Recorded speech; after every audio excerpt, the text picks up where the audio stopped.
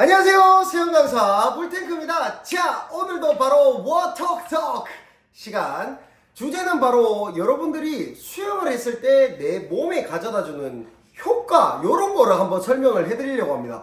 저 같은 경우에는 보통 어떤 운동이나 어떤 거를 하기 전에 이걸 했을 때 어떤 효과가 나는지 거기에 대해서 되게 중요하게 생각을 하거든요. 수영 엄청 좋은 운동이더라고요. 제가 한번 알려드리도록 하겠습니다. 렛츠고! 자, 수영이라는 운동 좋은 거 아마 다들 알고 계실 건데 어떤 게 특히 좋은지 제가 여러 가지 한번 설명을 해드릴 건데, 첫 번째는 바로 유산소 운동입니다. 이거는 너무 알려져 있어서 되게 쉽죠. 호흡을 제한하고 내가 물속에서 장거리로 운동을 쭉 하는 이 유산소, 보통 내 몸에서 지방이 타는 게 한 30분 이후부터라고 합니다. 몸을 계속 움직였을 때. 그러니까 수영도 마찬가지죠. 물에서 걷는 것만 해도 운동 효과가 되는데, 거기서 내가 빠른 속도로 혹은 장거리로 먼 거리를 운동하려고 몸을 계속 움직일 때 유산소 운동에 아주 탁월합니다. 자, 그리고 심폐지구력도 키울 수 있죠. 내가 운동을 하다 보면 얼굴이 물속에 들어갔을 때는 호흡을 제한하기 때문에 이 심폐의 능력이 많이 향상이 됩니다. 그렇기 때문에 심폐지구력도 키울 수 있고 물에 대한 저항 때문에 체지방이 타는 그 비율도 높아지니까 유산소 운동에는 아주 안성맞춤이죠. 자, 두 번째는 바로 온몸을 사용한 운동이다 라는 거죠. 수영은 예를 들어서 어떤 특정 종목들 보면 상체 운동이 주인 동작들이 있고 하체 운동이 주인 동작들이 있어요. 근데 수영은 그런 게 아닙니다. 전신을 사용해야지만 잘할 수 있는 운동으로, 내가 물에서 팔, 어깨, 복부, 코어, 다리, 발목, 유연성 다 필요한 운동이에요.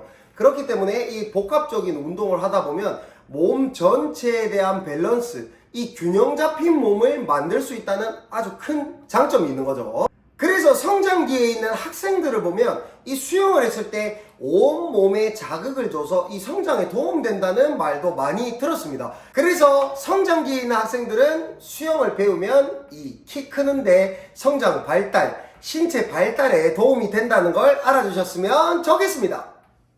자, 세 번째입니다. 바로 관절에 대한 부담이 적은 운동이죠. 다른 운동들은 지상에서 막 운동하다 보면 관절에 대한 부담이 많이 생겨요. 그리고 부상을 한번 입으면 이 회복기 동안 운동을 못하는 경우도 있습니다. 하지만 물은 부력이 있습니다. 내 몸을 띄워주는 부력이 있기 때문에 관절에 대한 부담이 적어요. 다만 오리발을 끼거나 다른 보조용품들을 사용하면 이런 부하를 끌어올려 줄 수도 있습니다. 근데 예를 들어서 내 어깨가 뻐근하고 어떤 다른 작은 부상들을 입었을 때 관절에 대한 부담도가 적기 때문에 때로는 재활 운동으로도 추천을 많이 하는 게 수영이죠. 자, 네 번째는 칼로리 소모입니다. 유산소 운동과 비슷한 결이지만 이 물에서는 물을 뚫고 나가는 그 힘조차도 있기 때문에 칼로리 소모가 아주 높은 운동에 속해요. 하지만 여기서 단점하게 말해주면 운동을 오래 하신 분들 이 칼로리 소모 그렇게 많지 않은 것 같아요.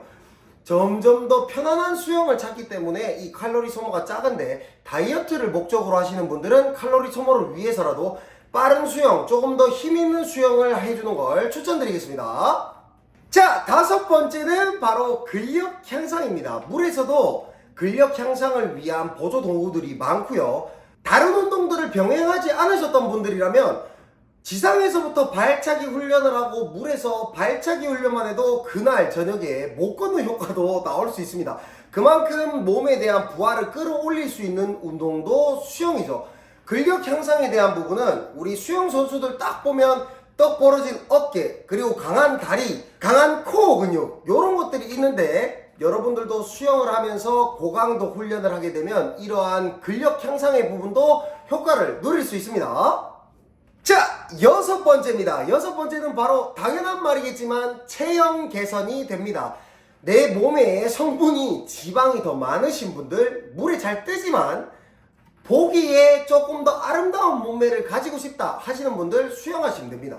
근력 향상의 요건도 있고 체지방 감소의 효과도 있으니까 여러분들이 수영을 하다 보면 또 어깨는 벌어지고 옆구리살은 들어가고 당연한 말이겠죠. 다이어트에 아주 좋은 운동이 바로 수영입니다.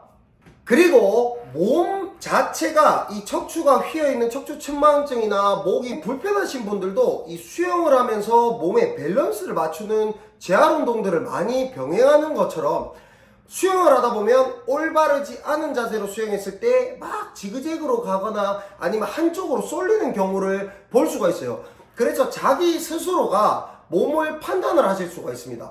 내 몸이 이쪽이 무너져 있구나, 아니면 저쪽이 너무 많이 발달돼서 조금 밸런스를 맞춰야겠구나 라는 게 한눈에 딱 보일 수가 있으니까 수영을 하다 보면 어디 부분이 부족한지 한눈에 알아볼 수 있다는 장점도 있습니다. 자, 7번째, 바로 스트레스 해소입니다.